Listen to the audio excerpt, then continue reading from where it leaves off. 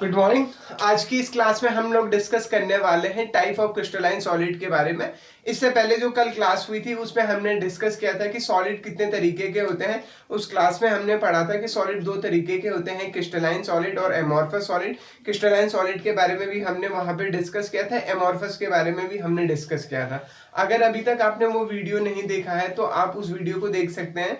मैं description box में उस वीडियो का लिंक भी प्रोवाइड कर रहा हूँ। और अगर आप पहली दफे इस वीडियो को देख रहे हैं तो जरूर सब्सक्राइब कीजिए और बाकी लोगों तक भी शेयर कीजिए। तो चलो चलते हैं आज का जो वीडियो, आज की जो क्लास है उस पे आते हैं क्रिस्टलाइन सॉलिड के बारे में। तो जब हम क्रिस्टलाइन सॉलिड की क्लासिफिकेशन कर रहे होते हैं तो बेसिकली हम चार टाइप के सॉलिड के बारे में बात कर रहे होते हैं। पहला हो गया है आपके पास आयोनिक सॉलिड, दूसरा हो गया है आपके पास मॉलिक्यूलर सॉलिड, तीसरा हो गया है आपके पास कोवेलेंट सॉलिड और चौथा हो गया है आपके पास मेटालिक सॉलिड। कौन सा वाला? Metallic solid. ये चार कैटेगरी आप बात कर रहे होंगे। इन चार चीजों पे हमको आज की क्लास में बात करना है। तो हम कुछ पढ़ने के कुछ बेसिस रखेंगे। तो पहला जो बेस है हमारे पास वो हम देखेंगे कि भाई कि जो आपके कॉन्स्टिट्यूएंट पार्टिकल्स है, कॉन्स्टिट्यूएंट पार्टिकल्स क्या है, उनके बीच में फोर्स ऑफ अट्रैक्शन क्या है और उनके एग्जाम्पल क्या है और उनकी प्रॉपर्टी क्या है। इसके बेसिस पे, इन चार क्राइटेरिया के बेसिस पे हम क्या इन सॉलिड को समझने की कोशिश करेंगे। मतलब हर एक सॉलिड के बारे में हम एक तो ये जान लेंगे कि कॉन्स्टिट्यूएंट पार्टिकल क्या है। कॉन्स्टिट्यूएंट पार्टिकल का मतलब हो गया किस तरीके के पार्टिकल से मिलकर वो बना हुआ है। एक दूसरा हम ये जानेंगे कि उसमें किस तरीके का फोर्स ऑफ अट्रैक्शन है, उसमें किस तरीके का फोर्स ऑफ अट्रैक्शन है। तीसरा हम ये जानेंगे, दो ये हो गया, तीसरा हो गया है किस तरीके का फोर्स ऑफ अट्रैक्शन है। और अगला हम ये जानेंगे कि उसकी प्रॉपर्टी क्या है और उसके एग्जाम्पल क्या है। और चौथा हम जानेंगे कि उसकी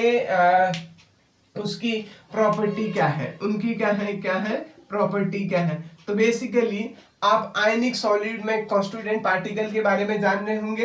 अब आयनिक सॉलिड में फोर्स ऑफ अट्रैक्शन के फोर्स किस तरीके का होता है या उसके एग्जांपल क्या है, आयनिक सॉलिड की प्रॉपर्टी क्या है। इसी तरीके से मॉलिक्यूलर और इसी तरीके से कोवेलेंट और मेटालिक सॉलिड, इन सब सॉलिड के बारे में आप क्या कर रहे होंगे, बात कर रहे होंगे। तो सबसे पहले हम शुरू कर रहे हैं। पहला जो जिस तरीके का आपके पास सॉलिड है वो सॉलिड आपके पास क्या है, आयोनिक सॉलिड। क्या कहा मैंने? पहला कैटेगरी कौन सी है? पहली कैटेगरी है आपके पास क्या, आयोनिक सॉलिड। और आयनिक सॉलिड देखो, आयनिक सॉलिड क्या होते हैं बेसिकली, जैसे आपके पास आयनिक बॉन्ड होता है। आयनिक बॉन्ड किसके बीच होता है? एक कैटायन होता है और एक एनायन होता है। तो ऐसे सॉलिड जिनमें कॉन्स्टिट्यूएंट पार्टिकल्स क्या होते हैं, आपके अपोजिट आयंस होते हैं, कैटायंस या एनायंस होते हैं। ऐसे सॉलिड जो किससे मिलकर बने होते हैं, अपोजिट आयन से मिलकर बने होते हैं, कैटायन और एनायन से मिलकर बने हुए होते हैं। और जब कैटायन और एनायन होंगे तो उनके बीच में क्या होगा, फोर्स ऑफ अट्रैक्शन क्या होगा, स्ट्रॉन्ग कूलोम्बिक फोर्स होगा या स्ट्रॉन्ग इलेक्ट्रोस्टैटिक फोर्स होगा। जैसे हम पढ़ते हैं ना आयनिक बॉन्ड में, आयनिक बॉन्ड जब होता है तो फोर्स ऑफ अट्रैक्शन क्या होता है, स्ट्रॉन्ग कूलोम्बिक अट्रैक्शन होता है। तो स्ट्रॉन्ग कूलोम्बिक अट्रैक्शन जो होगा तो उनके बारे में पढ़ेंगे। जैसे एग्जांपल क्या है, NaCl हो गया, KCl हो गया, इस तरीके के एग्जांपल जिनमें आयोनिक बॉन्ड है। कोई भी मॉलिक्यूल जिसमें आयोनिक बॉन्ड है। अगर हम इनकी प्रॉपर्टी की बात करें, जैसे आप आयनिक बॉन्ड के लिए पढ़ते हैं कि ये क्या होते हैं, ये आपके पास इनके हाई मेल्टिंग और बॉइलिंग पॉइंट होते हैं, ये हार्ड होते हैं, फ्यूज, ये मोल्टन स्टेट में इलेक्ट्रिसिटी को कंडक्ट करते हैं और सॉल्यूबल होते हैं पोलर सॉल्वेंट में। तो ये जैसे हम आयनिक बॉन्ड के लिए पढ़ते हैं उसी तरीके से आते हैं हम आयनिक सॉलिड में। तो आयनिक सॉलिड में जो पहला जो कैटेगरी था आपके का, कॉन्स्टिट्यूएंट जो पार्टिकल होंगे, कॉन्स्टिट्यूएंट पार्टिकल जो होंगे, कॉन्स्टिट्यूएंट पार्टिकल्स क्या होंगे, आयंस होंगे। क्या होंगे? आयंस होंगे। और कैसे आयंस होंगे? आयंस में भी कैसे होंगे, कैटायन और एनायन होंगे, कैटायन और एनायन होंगे। कॉन्स्टिट्यूएंट पार्टिकल पहला पॉइंट हो गया है, कैटायन और एनायन हो गया। दूसरी बात जो हो गया आपके पास, जो फोर्स इनके बीच काम करेगा वो क्या करेगा, फोर्स ऑफ अट्रैक्शन। क्या काम करेगा? Force of attraction. दो अपोजिट आयंस के बीच में फोर्स ऑफ अट्रैक्शन काम करेगा। तीसरा हो गया है, अगर इसका एग्जाम्पल आपको डिस्कस करना है तो एग्जाम्पल क्या है आपके पास, NaCl, KCl, इस तरीके की चीजें एग्जाम्पल हो गया है। अब हो गया है अगर मैं इनकी प्रॉपर्टी की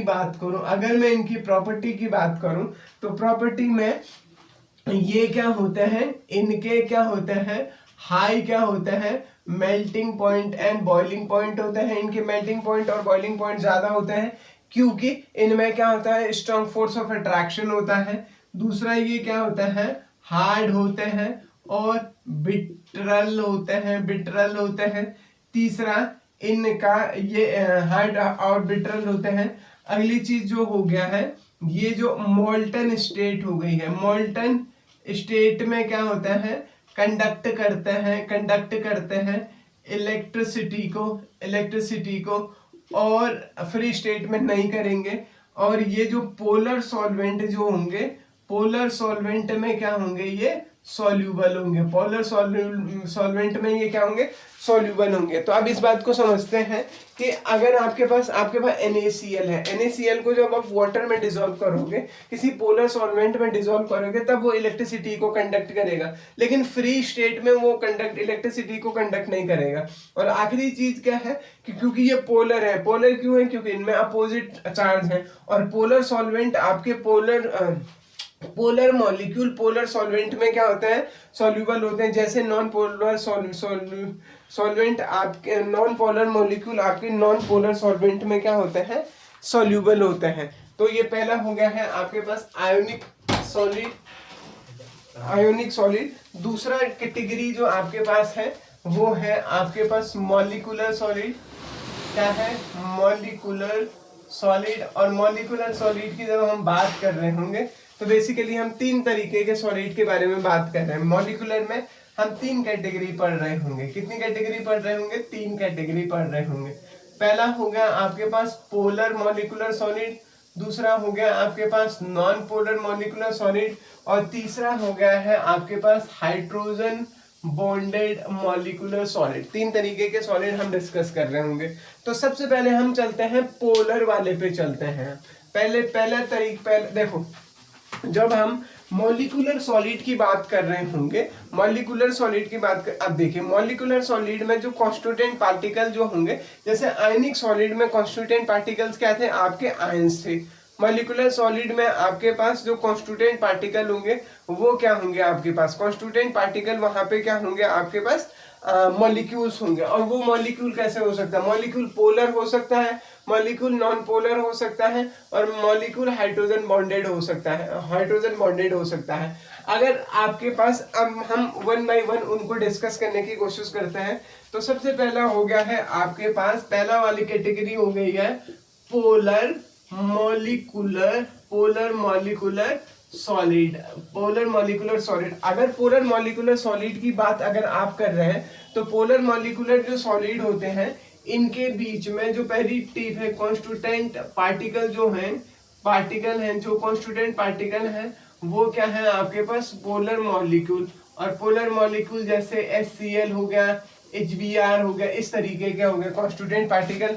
पोलर मॉलिक्यूल HCl HBr ये हो गया है, ठीक है जी, पहली बात। दूसरी चीज जो है, इनमें जो फोर्स काम करेगा वो काम करेगा आपके पास डाइपोल अट्रैक्शन काम करेगा, डाइपोल इंटरेक्शन काम करेगा। अट्रैक्शन की जगह पे इंटरेक्शन ज्यादा बेहतर टर्म है, इंटरेक्शन काम करेगा। देखिए कभी कभी ये इसमें भी यहाँ से भी उसने नीट में सवाल पूछा है कि डाइपोल इंटरेक्शन कैसे होगा, कि मॉलिक्यूलर सॉलिड में फोर्स ऑफ अट्रैक्शन, कौन सा फोर्स काम करेगा, तो डाइपोल इंटरेक्शन काम करेगा। और तीसरी चीज, जैसे इसका एग्जांपल हो गया आपके पास HCl मॉलिक्यूल हो गया, इस तरीके का हो गया है, इस HCl मॉलिक्यूल हो गया। अगर हम इनकी प्रॉपर्टी की बात करें, तो पहली चीज जो है प्रॉपर्टी की बात करें तो ये इंसुलेटर होता है। ये क्या होता है, इंसुलेटर होता है। अब ये इंसुलेटर क्यों होते हैं, इंसुलेटर इसलिए होते हैं क्योंकि ये आयंस नहीं है, ये क्या है आपके पास, दिस आर मॉलिक्यूल्स। ये क्या है आपके पास, मॉलिक्यूल है। क्योंकि HCl, अगर HCl H पॉजिटिव और Cl नेगेटिव की फॉर्म में होता तो तब क्या होता, वो तब तो वो आयनिक फॉर्म में होता, तो वो इलेक्ट्रिसिटी को कंडक्ट करता। लेकिन HCl का मॉलिक्यूल है, इसीलिए वो इलेक्ट्रिसिटी को क्या नहीं करेगा, कंडक्ट नहीं करेगा, इलेक्ट्रिसिटी को कंडक्ट नहीं करेगा। दूसरा वो क्या होता है, सॉफ्ट होता है, तीसरी बात, इनका जो लो मेल्टिंग पॉइंट और बॉइलिंग पॉइंट होता है, और ये रूम टेम्परेचर पे गैसेस स्टेट में फाउंड करते हैं, रूम टेम्परेचर पे गैसेस स्टेट में होते हैं। तो ये हो गया है पहली कैटेगरी, पोलर मॉलिक्यूलर सॉलिड। अब जो दूसरी कैटेगरी आपके पास है नॉन पोलर मॉलिक्यूलर सॉलिड, दूसरी जो कैटेगरी है आपके पास बी, वो है नॉन पोलर मॉलिक्यूलर सॉलिड। ठीक है जी, दूसरी कैटेगरी है नॉन पोलर मॉलिक्यूलर सॉलिड। अगर आपके पास कॉन्स्टिट्यूएंट पार्टिकल क्या हो, पोलर मॉलिक्यूल हो, तो वो पोलर टाइप बॉन्ड हो गया, पोलर टाइप मॉलिक्यूलर सॉलिड हो गया। और अगर कॉन्स्टिट्यूएंट पार्टिकल कैसे हैं, नॉन पोल। अब देखिए पहली चीज जो हो गई है आपके पास कॉन्स्टिट्यूएंट पार्टिकल, क्या हुआ, कॉन्स्टिट्यूएंट पार्टिकल। और अगर आपके पास कॉन्स्टिट्यूएंट पार्टिकल क्या है, नॉन पोलर मॉलिक्यूल, जैसे H2N2 इस तरीके के, या नोबल गैसेस हो गए, तो ये किसकी कैटेगरी में आएंगे, नॉन पोलर मॉलिक्यूलर सॉलिड। उनके बीच में फोर्स कैसा काम करेगा, जैसे पोलर में कौन सा काम कर रहा था, डाइपोल इंटरेक्शन काम कर रहा था, तो नॉन पोलर वाले में क्या काम करेगा, आपके पास लंडन फोर्सेस काम करेगा। क्या काम करेगा, लंडन फोर्सेस काम करेंगे। एग्जाम्पल क्या हो गया आपके पास, एग्जाम्पल मैंने बता दिया, H2N2 और नोबल गैस हो गया, H2 हो गया, N2 हो गया, या नोबल गैस हो गया है, आर्गन हो गया आपके पास, नियॉन हो गया, इस तरीके की चीजें हो गई हैं। अगर इनकी प्रॉपर्टी देखा जाए तो ये भी क्या होंगे, पोलर मॉलिक्यूल की तरह ये भी क्या होंगे, इंसुलेटर होंगे, ये इलेक्ट्रिसिटी को कंडक्ट नहीं करेंगे। दूसरा ये भी क्या होंगे, सॉफ्ट होंगे, और इनके मेल्टिंग और बॉइलिंग पॉइंट क्या होंगे, लो होंगे। और ये रूम टेम्परेचर पे ये क्या होंगे, रूम टेम्परेचर पे ये लिक्विड स्टेट में या सॉफ्ट सॉलिड के फॉर्म में रहेंगे, सॉफ्ट सॉलिड के बीच फॉर्म में रहेंगे। तो मैंने यहाँ पे दो कैटेगरी डिस्कस की है। पहली कैटेगरी में मैंने आपको बताया है कि पोलर मॉलिक्यूलर सॉलिड क्या हुआ, और दूसरी कैटेगरी में मैंने आपको बताया है कि नॉन पोलर मॉलिक्यूलर सॉलिड क्या हुआ, पोलर मॉलिक्यूलर सॉलिड और नॉन पोलर मॉलिक्यूलर सॉलिड। अब तीसरी कैटेगरी आती है आपके पास हाइड्रोजन बॉन्डेड वाले। मैं यही पे बता दे रहा हूँ, हाइड्रोजन बॉन्डेड वाले में जब ऐसे मॉलिक्यूलर सॉलिड जिनके बीच में कॉन्स्टिट्यूएंट पार्टिकल के बीच में क्या हो, हाइड्रोजन बॉन्ड हो, क्या हो, हाइड्रोजन बॉन्ड हो। और हाइड्रोजन बॉन्ड कैसे हो सकता है, इलेक्ट्रोनेगेटिव एटम है, या एटम भी हो सकता है, मॉलिक्यूल भी हो सकता है। ठीक है जी, इसके एग्जांपल जैसे F2 हो गया, Cl2 हो गया, F हो गया, फ्लोरीन हो गया, ऑक्सीजन हो गया, इस तरीके से। या मॉलिक्यूल में देखो अमोनिया हो गया, या H2O हो गए, जो हाइड्रोजन बॉन्ड बनाने में कैपेबल होते हैं। इनके जो मेल्टिंग और बॉइलिंग पॉइंट होते हैं वो इन दोनों कैटेगरी से ज्यादा होते हैं, पोलर और नॉन पोलर वाले से ज्यादा होते हैं। अब हमको तीसरी दो और कैटेगरी यहाँ पे पढ़नी है। वो दो और कैटेगरी कौन सी है आपके पास, एक हो गया है कोवेलेंट मॉलिक्यूलर सॉलिड और दूसरा हो गया है मेटालिक सॉलिड। एक हो गया है कोवेलेंट मॉलिक्यूलर सॉलिड और दूसरा हो गया है आपके पास मॉलिक्यूलर सॉलिड। क्या पहला, तीसरी जो चीज है वो है आपके पास कोवेलेंट, या इसको नेटवर्क सॉलिड भी कहते हैं, नेटवर्क क्रिस्टलाइन सॉलिड भी कहते हैं। देखिए पहले हमने अभी तक क्या क्या पढ़ा, क्रिस्टलाइन, हमने आयनिक सॉलिड पढ़ा जिसमें आयनिक बॉन्ड होता है, हमने मॉलिक्यूलर सॉलिड पढ़ा जिसमें मॉलिक्यूल होता है, वो तीन तरीके के थे, पोलर, नॉन पोलर और हाइड्रोजन बॉन्डेड, और अब हो गया है कोवेलेंट बॉन्डेड। जब आपके पास कॉन्स्टिट्यूएंट पार्टिकल्स के बीच नॉन मेटालिक जो है, नॉन मेटालिक, देखो जब मेटालिक होगा तो उनके बीच आयनिक बॉन्ड है, मेटल्स और नॉन मेटल के बीच। तो जब नॉन मेटल्स होगा तो नॉन मेटल्स के बीच में कैसा होगा, कोवेलेंट बॉन्ड होगा। तो यहाँ पे कॉन्स्टिट्यूएंट जो पार्टिकल होंगे, क्या होंगे मेरे, कॉन्स्टिट्यूएंट जो पार्टिकल होंगे उनके बीच में कैसा बॉन्ड होगा, कोवेलेंट बॉन्ड होगा। क्या क्या होगा, कोवेलेंट बॉन्ड होगा। जैसे कॉन्स्टिट्यूएंट पार्टिकल के बीच में कोवेलेंट बॉन्ड होगा, या एक लॉन्ग रेंज ऑफ नेटवर्क होगा। ठीक है, और जैसे एग्जांपल हो गया आपके पास डायमंड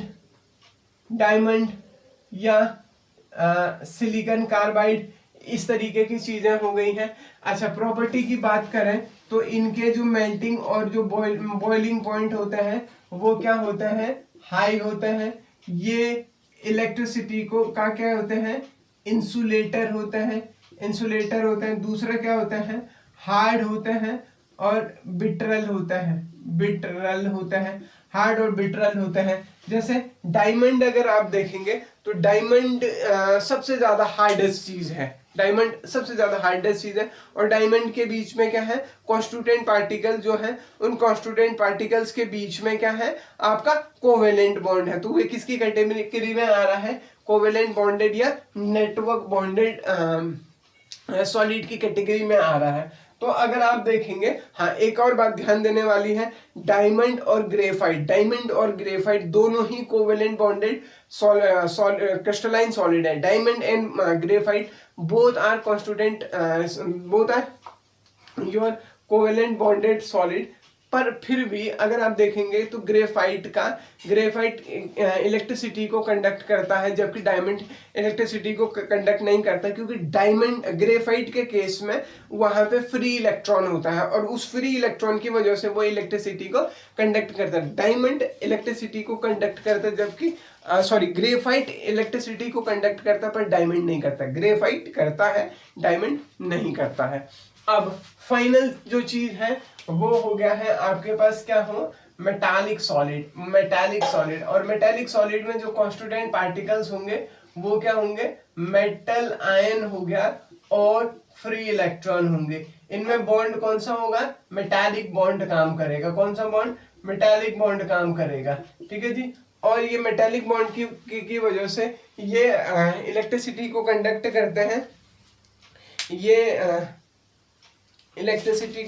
करते हैं, एक बात, और लस्टर होते हैं। तो इस तरीके से हमने आज इस वीडियो में डिस्कस किया क्या, टाइप ऑफ क्रिस्टलाइन सॉलिड। अब अगली क्लास में हम डिस्कस करेंगे यूनिट सेल के बारे में।